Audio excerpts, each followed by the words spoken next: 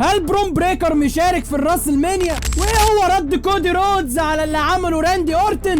وهل هتحصل المواجهه ما بين الفريكن سيس رولينز والوحش بروك ليزنر؟ فيلا بينا نشوف الطريق الى عرض راس المانيا 42. ما تنساش اللايك والشير والسبسكرايب، ويلا بينا نبدا الفيديو.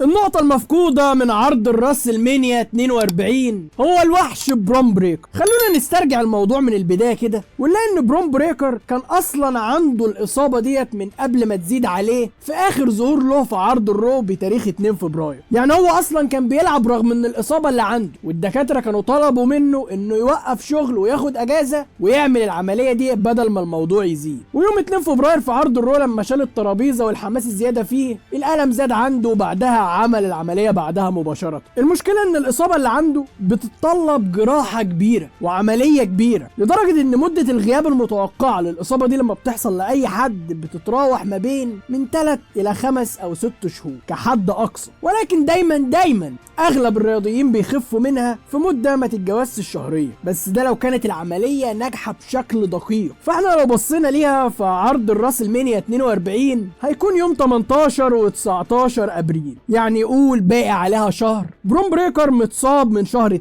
يعني مرت على اصابته دلوقتي شهر وداخلين في الشهر التاني، وقول كمان لحد عرض الراس المانيا فاصابة برون بريكر هتكون دخلت في ال3 شهور وازيد. يعني ده معناه ان الدبليو دبليو اي حاطه امل على عودة برون بريكر في عرض الراس المانيا. النوع ده من الاصابات بعد فترة التعافي مش هو من النوع اللي بيحتاج تأهيل طبي، لانه مش من نوع كسر او تمزق او اي حاجة من الحاجات اللي بتحصل للمصارعين. يعني برون بريكر عودته في عرض الراس المانيا ممكن نقول بنسبة 62% هيكون موجود. وطبعا لو برون بريكر موجود في عرض الراس المانيا خصمه الاساسي هو سيس رولينز، وعودته هتكون قبل عرض الراس المانيا. هتقول يا مصطفى ما انت نسيت الحتة دي، هو لازم يرجع قبل عرض الراس المانيا، هو بنسبة مليار في المية هيرجع قبل عرض الراس المانيا علشان يحصل اللين وادم بيرسي يعلن الماتش، وبنسبة اساسية نشوف برون بريكر وسيس رولينز في الراس المانيا. لان ما ينفعش سيس رولينز يواجه لوجان بول، ما ينفعش سيس رولينز يواجه اوستن سيري. ممكن نلجأ بقى للخيار التاني اللي هي بلان بي. انا قلت على بلان بي قبل كده انها ممكن تكون بروك ليزنر، ولكن طالما بروك ليزنر بيقدم جولة اعتزالية وخلاص هيعتزل، فايه رايك ان بلان بي تكون مصارع جديد ينضم للدبليو دبليو اي ويساعد الفيجن ضد مثلا سيس رولينز في الراس اللي هو كنوع تعويض. اصل في حالة عدم وجود برون بريكر الدبليو دبليو اي مستحيل تلجأ للوجان بول او اوستن سيري. بروك ليزنر هو يزال الخطة الاقرب للراس المانيا ضد سيس رولينز. دي مش بناء على التوقعات، ده بناء على اللي احنا شايفينه. بروك ليزنر ظهوره في عرض الروك جاي كان مرتبط ببول هيمن، لان بول هيمن حاليا هو لسان بروك ليزنر داخل الدبليو دبليو اي، وصديقه اللي قال انه هيقدم له تحدي مفتوح على مين اللي هيطلع لبروك ليزنر. فرايك ان بروك ليزنر عودته تكون في عرض الروك جاي انه يلغي فكره التحدي المفتوح ده ويبدا ينادي على سيس رولينز واللي عمله في بول هيمن، ويحاول يساعد في بول هيمن ويقف جنبه ضد سيس رولينز ويلعبوا ماتش في الراس. خد بالك ان في ناس كتيره مش راضيه على فكره بروك ليزنر ضد سيس رولينز، بس خد بالك ان بروك ليزنر ضد سيس رولينز افضل من سيس ضد لوجان او ضد اوستن سيري. من الاخر في حاله عدم عوده برون بريك، يا اما توقعوا مع نجم جديد من خارج الدبليو دبليو اي ويلاعب سيس رولينز ويكون قائد الفيجن الجديد لحين عوده بريكر، او الحل القريب اللي عندكم وهو بروك ليزنر اللي هيظهر في عرض الروك جاي. الاهم دايما انك تكتب لي تحت بقى في الكومنت توقعاتك لخصم بروك ليزنر اللي هيظهر في حلقه عرض الرو النهارده بالليل.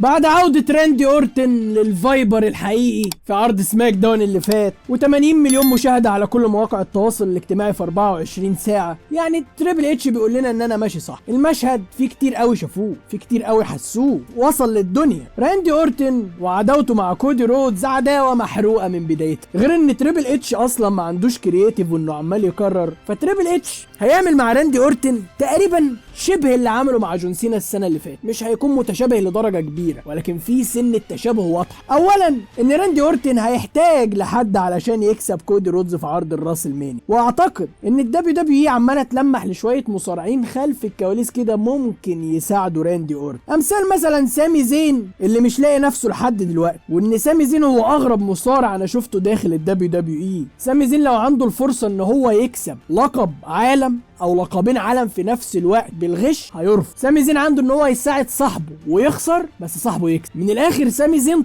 طيب بيضحك عليه. ده اللي حابب يوصله له تريك ويليام، راندي اورتن، كودي رودز بنفسه، أليستر بلاك. فممكن سامي زين يتحول للشخصيه الهيل ويساعد راندي ويبقى سيناريو كويس. مش عايز سامي زين، عندك مثلا أليستر بلاك اللي اصلا كان داخل في قصه مع راندي اورتن بعد ما فاز عليه، وبعدين راندي اورتن حاليا هيل، فاعتقد ان أليستر بلاك وراندي اورتن هيبقوا دماغ واحد. ولكن برضه سيناريو كويس وممكن يروح للراسل. اصلا انت ما تقنعنيش ان راندي اورتن هيكسب بشكل نظيف في الراسل. اقول لك العداوه هتقوم ازاي بقى. كود روز عرض سماك داون الجاي يطلع يقول انا انصدمت، اخويا الكبير صدمت، تحول عليا هيل ومرمطني ومسح بكرامه الارض وخلاني اجيب دم من وشي. انا هقول لكم انا هعمل ايه في راندي اورتن، انا هدمره، انا هخلي نفس اللي حصل مع جون سي. وبعدين راندي اورتن يطلع يديله على دماغه في هيقول له انا كنت بعطف عليك، انا السبب في اللي انت وصلت له، النجاحات دي كلها بتاعتي، انا اللي صنعتك، انا اللي علمتك كذا كذا كذا كذا كذا. هيخش بقى في قصه ابوه بقى داستي رودز بعد شويه ويقول له ابوك كان بيحبني عنك وشايفني نجم وكان يتمنى ان انا اكون ابنه وانت لا. انا عارف، اصل انا عارف اللي هيحصل. راندي هيطلع المجنون عليه، هو ده اللي هيحصل. شويه خناقات بسيطه ما بينهم وفي النهايه نروح لعرض الراسل مانيا، نقدم مباراه. كودي رودز خلاص هيكسب في المباراه اللي بتتلعب ما بينهم في الراسل مانيا. الحكم يقع، راندي اورتن يضربه تحت الحزام، يديله باللقب، يديله واحده بان كيك، يثبت 1 2 3 مبروك ال 15 لراندي اورتن. علشان لما يحصل الكلام ده في عرض الراسل مانيا وانتقده ما تجيش تقول لي انت بتنتقده ليه، عشان انا بقوله قبلها بشهر. عداوه راندي اورتن وكودي رودز كانت ممكن تبني افضل من كده بكتير. راندي اورتن مش محتاج صدمه انك تحوله هيل، راندي اصلا بطبيعته هيل. خد بالك برضو ظلمك لدرو ماكنتاير مش هينجح العداوه دي، لان محدش بيجي على المظلوم ويكسب يا تريبل اتش، ده حقيقي. المشكله ان طريق درو ماكنتاير غريب. ايه لازمه الماتش ما بينه وما بين جيكو؟ انا مش عارف ايه لازمه الماتش، ما هم كده كده في الراسل مانيا موجودين. ولا انت عايز تفهمني ان بعد الماتش ده جيكوب ودرو هينافسوا راندي وكودي على اللقب؟ مستحيل. فكره المباراه الرباعيه دلوقتي بقت مستحيله. العداوه دلوقتي بقت شخصيه ما بين راندي اورتن وكودي رود، ودرو ماكنتاير يلاعب جيكوب في الراسل مانيا. وعداوه جيكوب ودرو ماكنتاير هي نفس عداوه درو ماكنتاير وداميان بريست السنه اللي فاتت قبل الراسل مانيا، مفيش اختلاف، مفيش اي كرياتيفيتي. داميان بريست اقصى درو ماكنتاير من الرامبل واقصى من الاليميشن تشامبر وشخصناه مع بعض. نفس الفكره، ماكنتاير اتسبب في اقصاء جيكوب من الرويال رامبل هو كودي، وتسبب في عدم وصوله للاليميشن تشامبر، وتسبب في خساره كودي الاليميشن تشامبر. فجيكوب شخصنها مع مين؟ مع ماكنتاير. نفس العداوه، نفس مباريات الراسل مانيا السنه اللي فاتت. طب ما نتفرج على الراسل مانيا السنه اللي فاتت وخلاص. هتقول لي زيها ازاي؟ هقول لك بانكو ورومان. ما كان بانكو ورومان وسيس السنه اللي فاتت في المين ايفنت. كودي السنه اللي فاتت كان بيلعب مين؟ جون سينا، صديق عمره، بطله المحبوب، مثله الاعلى اللي اتحول عليه هي. كودي رودز هيلاعب مين السنه دي؟ اخوه، صديق عمره، استاذه راندي اورتن.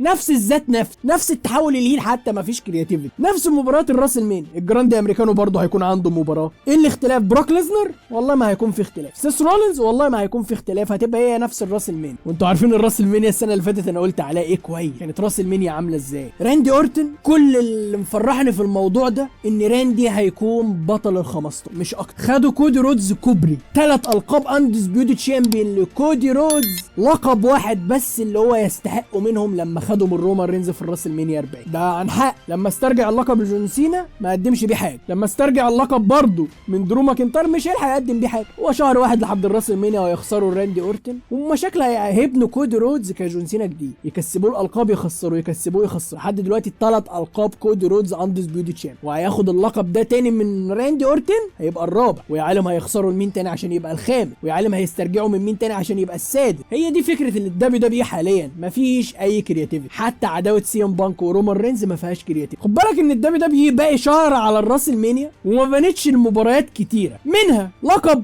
الانتر كونتيننتال تشامبيون ملوش قصه للراسل مانيا عكس السنه اللي فاتت اللي كان في شويه احداث حلوه على برون بريك. لقب اليو اس اي تشامبيون ما علوش اي احداث حلوه خالص ولا متوقع منه حدث حلو. القاب التاج تيم كلها ما عليهاش اي احداث حلو. كيف تبني للراسل مانيا يا استاذ تريبل اتش؟ انت ما بتعرفش تبني للراسل مانيا، فاضل شهر اهو انت مش عارف تبني. اتعلم من فينس ماكمان ازاي تبني للراسل مانيا على حق، ازاي تروج للمباريات، ازاي تكون الخطط، ازاي تكون القصص، ازاي يكون الاختلاف، ازاي تكون راسل مانيا 40 غير راسل مانيا 41 غير 42 غير 43. انت حاليا ده زي ده زي ده زي ده زي ده زي. انتوا عارفين الفرضيه الوحيده الحلوه اللي ممكن تحصل في الراسل مانيا دي هي ايه؟ هي مفاجاه او صدمه تحصل في مباراه راندي وكو، بسبب الاشاعات اللي كانت طالعه من شهرين على ان الراسل مانيا 43 اللي هتتلعب في السعوديه هتكون ضخمه وهيشارك فيها نجوم تقال قوي وهيتبني ليها من الراس المنيا 42 مباشره. فايه رايك في السيناريو الحلو؟ لو انت عايز راندي اورتن يكسب بمساعده في الراس المنيا، فالفاينل بوس ذا روك يرجع ويكسب راندي اورتن اللقب، وتبدا عداوه بسيطه ما بين كودي وذا روك لحد سمر سلام، وتنقلب العداوه بقى من سمر سلام ما بين ذا روك لرومان رينز بقى دبليو تخترع لها حاجه. بس انا عندي ادله مؤكده ان ذا روك هيكون طرف اساسي في عرض الراس المنيا اللي هيتلعب في الرياض، واحتماليه ان هو يكون اخر ماتش له داخل الدبليو. فهي فكره حلوه ان ذا روك يظهر في الراس المنيا الجايه، ساعه واحده يظهر يغير بس السيناريو ويكسب راند اللقب، فالعداوه تبقى مقبوله ما بينه وما بين كودي روك، ونرجع بقى ننهي العداوه ما بين كودي والروك، ونبدا بقى في عداوه رومان وذا روك للراس. حلوه ومقنعه ورايقه. بس انا عارف الدبليو هتكسل تعمل ده، هتقول لك الروك مش فاضي، الروك عنده تصوير افلام وحاجات، رغم ان حاليا الروك فاضي ما بيصورش اي حاجه. وبس كده يا احلى شباب في الدنيا، فيديو خفيف وبسيط عن الطريق للراس المنيا 42. بنقرب على 30,000 سبسكرايبر على اليوتيوب. ما تنساش اشتراكك الجميل وتفعل زر الجرس، وتتابعني برضو على حساباتي الشخصيه الفيسبوك والتيك توك والانستجرام. كان معكم مصطفى محمد، واحلى سلام.